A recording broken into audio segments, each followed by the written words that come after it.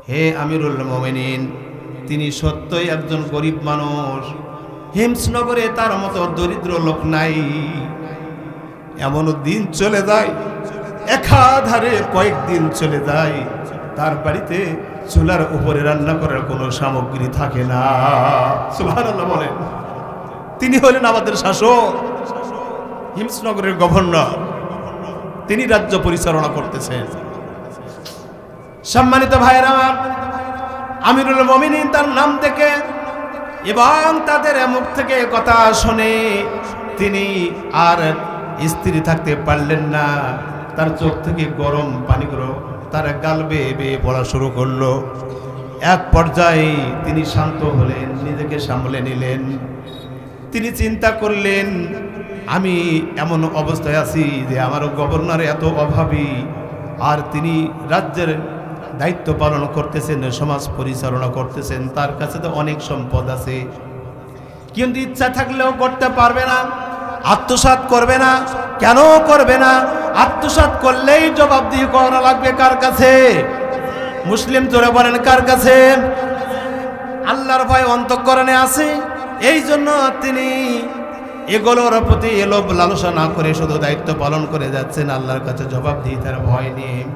আমার বন্ধুগণ, আমিরুল মুমিনিন ওই লোকগুলোকে বিদায় দেওয়ার সময় তিনি 1000 স্বর্ণ মুদ্রার একটা থলি দিলেন, আর তাদেরকে বললেন, নিয়ে যাও, এটা তোমাদের গভর্নর সাইদ ইবনে আমিরকে দিয়ে দাও, আমিরুল মুমিনিনের পক্ষ থেকে তার এটা হাদিয়া।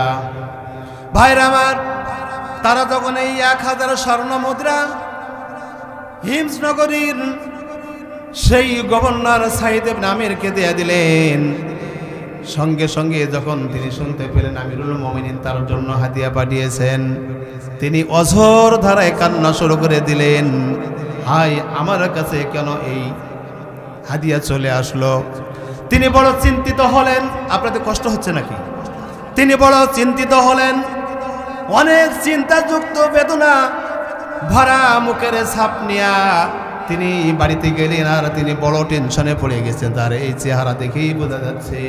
এক পর্যায়ে তার স্ত্রী বললেন, হে আমার প্রাণের স্বামী, কি চিন্তার মধ্যে পড়ে গেছেন?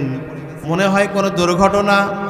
আর তিনি বারবার পড়তেছেন, ইন্না লিল্লাহি ওয়া ইন্না ইলাইহি রাজিউন।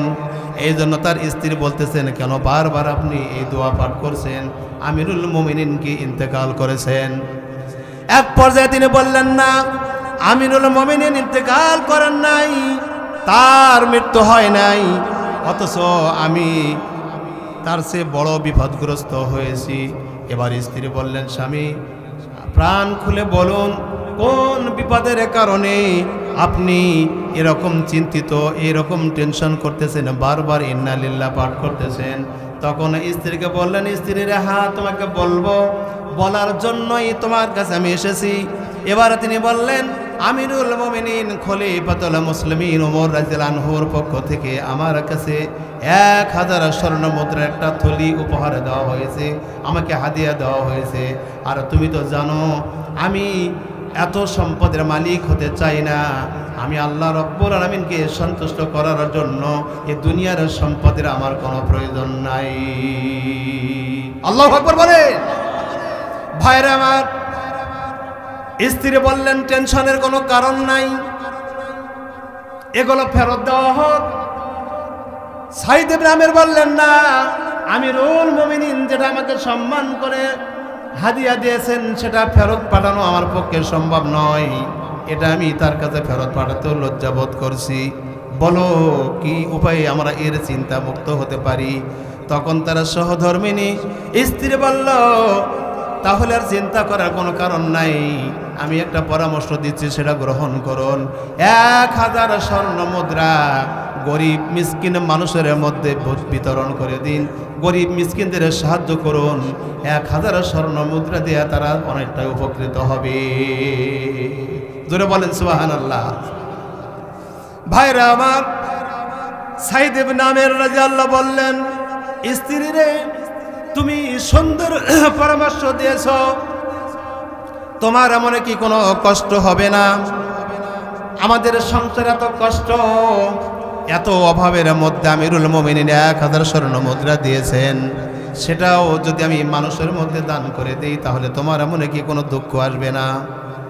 স্ত্রী বললেন, স্বামী আপনাকে আমি আগের থেকে চিনি যে আপনি দুনিয়ার কোনো লোভী নয়, দুনিয়ার সম্পদের জন্য আপনার কোনো লোভ লালসা নাই, এটা আমি আগের থেকেই জানি। সুতরাং আমি মন খুলে তোমাকে সহযোগিতা করতে চাই, গরিব মানুষের মধ্যে সম্পদগুলো অর্থাৎ স্বর্ণ মুদ্রাগুলো বিতরণ করে দেওয়া হোক।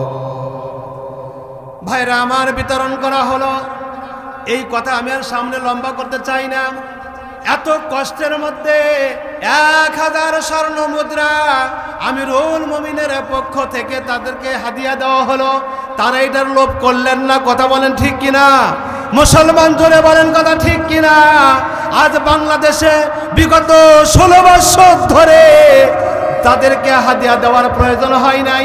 বাংলাদেশের অর্থ সম্পদ তারা লুট করেছে, কথা বলে ঠিক কিনা? বাংলাদেশের মানুষের উপরে ফকিরের ঝোলা হাতে তুলে দিয়েছে, কথা বলে না? আমরা ওই লোকগুলোকে আর বাংলাদেশে দেখতে চাই না। কারা কারা রাজি? দু হাত আল্লাহকে দেখা। আমরা তাদেরকে আর দেখতে চাই না। তারা এই দেশটাকে সর্বনাশ করেছে, মানুষ মেরেছে, গাড়ি পুড়েছে, বাড়ি পুড়েছে, তাদেরকে হত্যা করছে, তাদেরকে টুকরা টুকরা করছে, কথা বলেন ঠিক কিনা? তাদের ওয়াকাম কুকামের কথা আমরা বলে শেষ করতে পারবো না, কথা বলেন না কেন?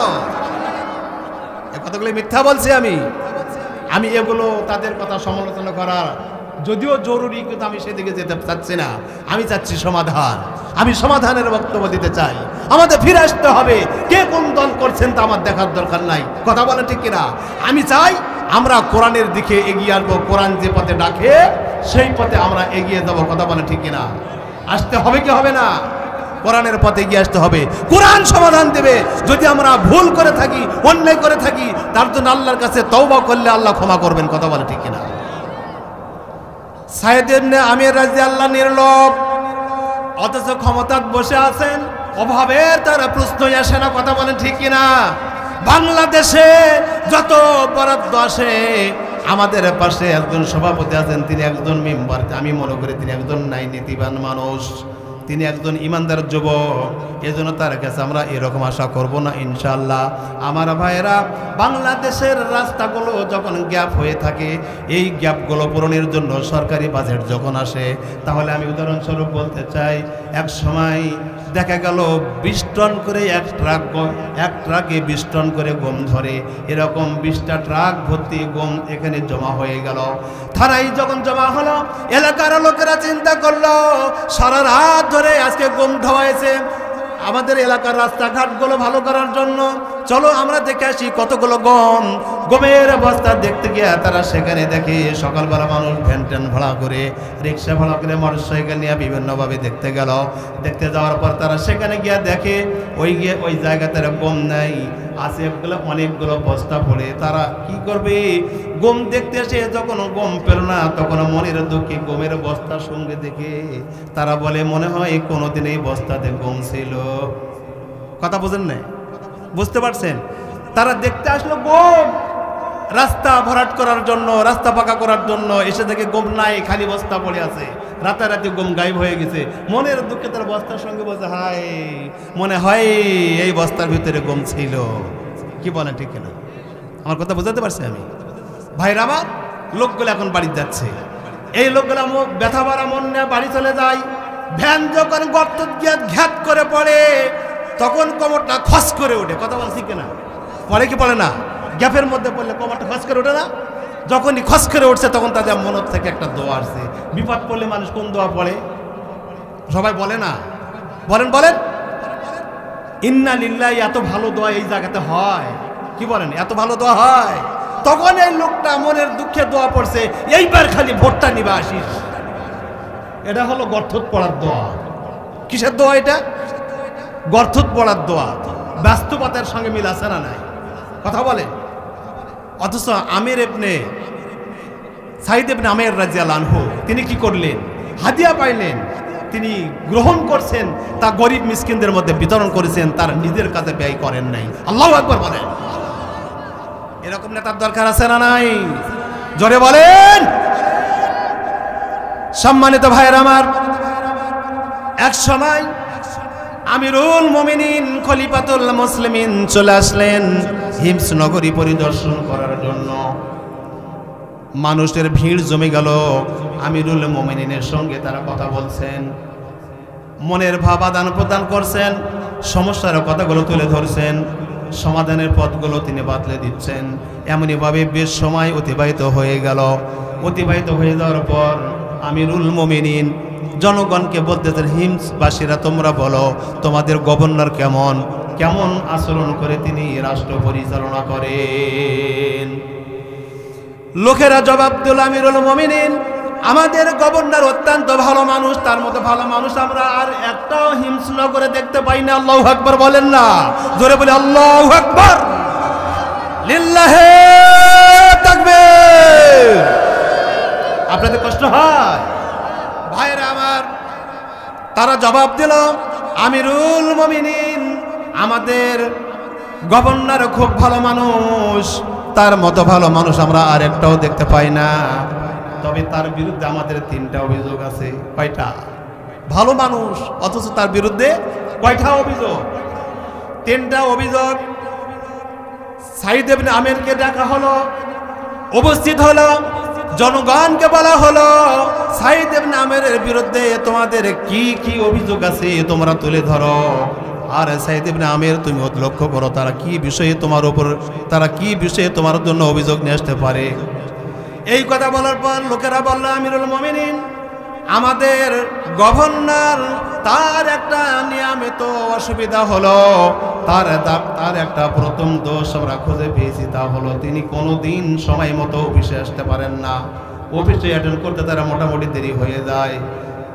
আমার বন্ধুগণ, আমিরুল মুমিনিন বললেন, হে সাইদ ইবনে আমের, সত্যই কি তোমার এই অপরাধ, তুমি সময় মতো অফিসে আসতে পারো না? তিনি মাথা নিচু করে জড়ো সড়ো হয়ে দাঁড়িয়ে গেলেন আর বললেন, আমিরুল মুমিনিন জনগণ আমার বিরুদ্ধে যে অভিযোগ তুলে ধরেছে তা বাস্তব সত্য। কারণ হলো আমি এখানে এ কথা বলে আমি এখানে কোনো সম্মান নিতে চাই না, কিন্তু যখন আমার জনগণ আমার অনুসারীরা তারা যখন আমার বিরুদ্ধে এখানে প্রশ্ন তুলে ধরেছে, তাদের মনের ভিতর থেকে এই কথাটা দূর করার জন্য আমাকে বলতেই হবে। এই জন্য তিনি বললেন, হে আমিরুল মুমিনিন খলিফাতুল মুসলিমিন, আমার এমন অবস্থা, আমার পরিবারে আমার স্ত্রী অসুস্থ মানুষ, সে ঠিকমতো কাজকর্ম করতে পারে না, আমার সংসারে বড় অভাব, তার সহযোগিতার জন্য কোনো কাজের লোকও রাখতে পারি না।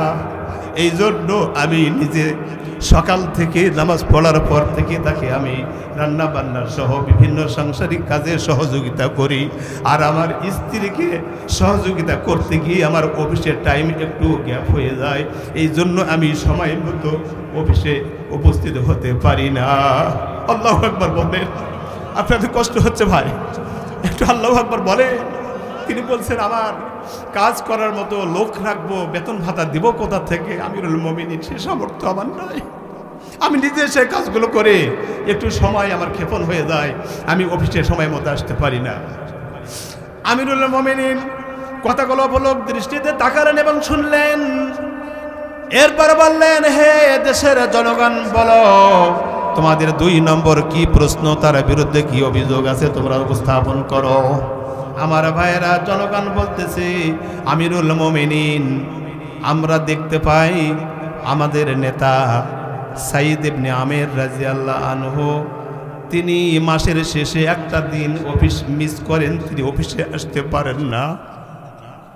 আমিরুল মুমিনিন এটা আমরা বড় তার দ্বারা এটা অসুবিধায় পড়ে যায়, তিনি যখন অফিসে আসেন না সেদিন আমরা বড় ক্ষতিগ্রস্ত হই, অসুবিধা হয়। আমিরুল মুমিনিন বললেন, সাইদ বলো কি অসুবিধার কারণে তুমি আসো না? সত্যই কি তুমি অপরাধী? মাথা নিচু করে চড় নয়নে আমিরুল মুমিনের দিকে না তাকিয়ে মাটির দিকে তাকিয়ে বলতেছে, হে আমিরুল মুমিনিন আমার দেশের জনগণ আমার বিরুদ্ধে যে অভিযোগ তুলেছে এটাও সত্য, 2 নম্বরটাও হলো সত্য। আর এই সত্য হওয়ার কারণ হলো আমার দেখছেন পরনে এবং পরিধানে যে বস্ত্রগুলো আছে এগুলোই আমার মোট পোশাক। 1 মাস পর্যন্ত এই পোশাকগুলো দিয়া আমি রাজ্য পরিচালনা করি, অফিসিয়াল কাজকর্ম করি, ইবাদত বন্দেগী করি। মাসের শেষে একটা দিন আমি আমার শরীরের পোশাকগুলো পরিষ্কার করার জন্য আমি দিন কাটাই। আর এই পোশাকগুলো ধুয়ে যখন নেড়ে দেই, এগুলো শুকাবার জন্য যখন রোদে দেই, এই ভিজা কাপড় পরে অফিসে আসা সম্ভব হয় না। এই জন্য মাসের শেষে একদিন আমার অফিস মিস হয়ে যায়। আল্লাহু আকবার বলে। এবারে জনগণকে বললেন, বলো 3 নম্বর অভিযোগ কি? তারা বলছেন, আমিরুল মুমিনিন 3 নম্বর অভিযোগ হলো আমাদের গভর্নরকে আমরা রাতের বেলায় ডাকলে কোনোদিন সে আমাদের ডাকে সাড়া দেন না। আমরা যখন তাকে রাত্রিবেলায় ডাকি কোনোদিন তার মুখ থেকে আমরা সাড়া পাই না। কেন তিনি আমাদের সঙ্গে এরকম করেন? আমরা বড় কষ্ট পাই গভর্নর আমাদের ডাকে সাড়া না দেওয়ার কারণে। এ কথা বলার পর সাইদ ইবনে আমির মাথা নিচু করলেন, বললেন, আমিরুল মুমিনিন এ কথাও কি আমাকে বলতে হবে? আর তারা যখন প্রশ্ন তুলেছে তখন বলাই স্বাভাবিক, তাদের মনের ভুল ভেঙে দিতে হবে। হে আমিরুল মুমিনিন, সকাল থেকে সন্ধ্যা পর্যন্ত আমি অফিসিয়াল কাজকর্ম করি, যতটুকু আল্লাহর হুকুম সে সময় নামাজ বন্দী আদায় করি, এবং অফিস শেষ করে যখন আমি বাসায় ঢুকে যাই সারাদিন আল্লাহর সঙ্গে পুরোপুরি সম্পর্ক রাখার সময় হয় না, ফরজ নামাজ ব্যতীত। এই জন্য আমি ঘরে ঢোকার পর আল্লাহর সঙ্গে আমি সিজদা অবনত হয়ে নামাজ আদায় করি। এখন আপনি বলুন, আমি আল্লাহকে সিজদা করব নামাজের মধ্য দিয়া, ওই সময় আল্লাহর সিজদায় আমি রত থাকবো নাকি আমার জনগণের ডাকে সাড়া দেবো? আপনি বলুন। আল্লাহু আকবার বলেন, বলেন আল্লাহু আকবার। এর নাম হলো নেতা। কথা বলে ঠিক কিনা? আমিরুল মুমিনিন বললেন, আমি গভর্নর নিযুক্ত করতে কোনো রকমের ভুল করি নাই। আল্লাহু আকবার বলেন, বলেন আল্লাহু আকবার। এমন একটা সমাজ আমরা উপহার চাই। কথা বলে ঠিক কিনা? চান তো আপনারা? চান? এরকম শান্তিপূর্ণ সমাজ কায়েম করার জন্য ইমানদার সাহসী নেতার দরকার আছে না নাই? এই নেতা নির্বাচনের জন্য আমাদেরকে সুচ্ছার হতে হবে। আমরা যেন অতীতের মতো আর ভুল না করি। অতীতের ভুল, অতীতের সহযোগিতার কারণে তারা ওই উঁচু জায়গায় বসে গোটা দেশের মানুষকে শাসন করেছে, আর গোটা দেশের মানুষের বিরুদ্ধে মিথ্যা মামলা, জেল জরিমানা, হত্যা, ধর্ষণ, খুন খারাপি এবং ফাঁসির মঞ্চ এগুলো তারা বরাদ্দ করে এ দেশের মানুষদেরকে শেষ করতে চেয়েছে। তার মানে একটা দলকে শেষ করতে চেয়েছে। কথা বলে ঠিক কিনা? কিন্তু তারা সেই দলকে শেষ করতে পেরেছে? তারা মনে করেছিল এগুলোকে শেষ করলে দল মনে হয় নিঃশেষ হয়ে যাবে। অথচ আমরা এই জ্ঞানটা রাখি না যে শিমুল গাছ একটা কাটলে কয়টা হয়? কথা বলে না? শিমুল গাছ একটা কাটলে কয়টা কি বের হয়? অনেকগুলা হয়, মিনিমাম 10টা। একটা কাটলে আপনি 10টা গাছ পাবেন। এই হুঁশটা তাদের নাই। আল্লাহ কবুল করুন, তাদের ঈমান ওয়ালা বানিয়ে দিন। আল্লাহ তাদেরকে কোরআনের পথে কবুল করুন। আমরা আজকের মাহফিল থেকে তাদের জন্য দোয়া করি। কথা বলেন ঠিক কিনা? আর যাদের জন্য হেদায়েত নেই আল্লাহ তাদেরকে নিঃশেষ করে দিন। আল্লাহুম্মা আমিন বলেন, আল্লাহুম্মা আমিন। সম্মানিত ভাইয়ের আমার, আমি আমার তেলাওয়াতকৃত আয়াতের দিকে আজকে আর যেতে পারছি না, এজন্য আপনাদের কাছে আমি দুঃখ প্রকাশ করছি। যদি আল্লাহ রাব্বুল আমিন আবার কোনো মঞ্চে কথা বলার সুযোগ করে দেন, সেই দিন হয়তো মনে পড়লে আয়াতের দিকে যাওয়া যাবে। যেহেতু রাত অনেক বেশি হয়ে গেছে, কর্তৃপক্ষের আরও একটা আবদার আছে, অনুরোধ আছে, সেই দিকে একটু তাকাতে হবে। কথা বলেন ঠিক কিনা? কথা বলেন ঠিক কিনা? আমরা সেদিকে একটু যাই। সব শেষে তাকে জাহান্নাম থেকে বের করা হবে। ওই লোককে জাহান্নাম থেকে বের হওয়ার জন্য বলা হবে, বের হয়ে আসো, জাহান্নামের শাস্তি তোমার জন্য মওকুফ করা হলো, তুমি বের হও। লোকটা জাহান্নামের শাস্তি ভোগ করতে করতে এত ক্লান্ত হয়েছে, এত বড় কষ্টের মধ্যে আছে, লোকটা উঠতে পারে না, দাঁড়াতে পারে না। কোন রকম হামাগুড়ি দিয়া, এইভাবে হামাগুড়ি দিয়া জাহান্নামের থেকে কিনারায় চলে আসবে। আল্লাহ রাব্বুল আলামিন বলবেন, যাও, তোমাকে ওই জান্নাতে প্রবেশ করার অনুমতি দেওয়া হলো, জান্নাতে যাও। লোকটা হামাগুড়ি দিয়া জান্নাতে যাবে, সেখান থেকে ফিরে আসবে। আল্লাহ বলবেন, তোমাকে তো জান্নাতে যেতে বললাম। লোকটা বলবে, আল্লাহ, ওই জান্নাতে প্রবেশ করার মতো কোনো আর জায়গা নাই। আল্লাহ বলবেন, যাও, প্রবেশ করো। আবার লোকটা যাবেন, ঘুরে আসবেন। আল্লাহ বলবেন, বললাম তুমি জান্নাতে চলে যাও। লোকটা বলবে, আল্লাহ, ওই জান্নাতের ভিতরে একটা মানুষও প্রবেশ করার কোনো জায়গা নাই। আল্লাহ বললেন, যাও, জান্নাতের ভিতরে প্রবেশ করো। লোকটা আবার চলে যাবে। এবারও ফিরে আসবে, এবারও ফিরে এসে বলবে আল্লাহ জান্নাতে ঢোকার মতো আমার মতো গুনাহগারের কোনো জায়গা নাই, পরিপূর্ণ হয়ে গেছে জান্নাত। এবার আল্লাহ রাব্বুল আলামিন বলছেন তাহলে তোমার জন্য কি জান্নাতে জায়গা নাই? বলছেন না, আমার জান্নাতে ঢোকার মতো কোনো জায়গা নাই। এই কথা বলার পর এবার আল্লাহ রাব্বুল আলামিন বলবেন যাও, তোমাকে বসবাসের জন্য যে জান্নাতটিও আমি বরাদ্দ করে দিলাম, সেই জান্নাতের আয়তন হলো 10 দুনিয়ার সমান। ধরে বলি সুবহানাল্লাহ।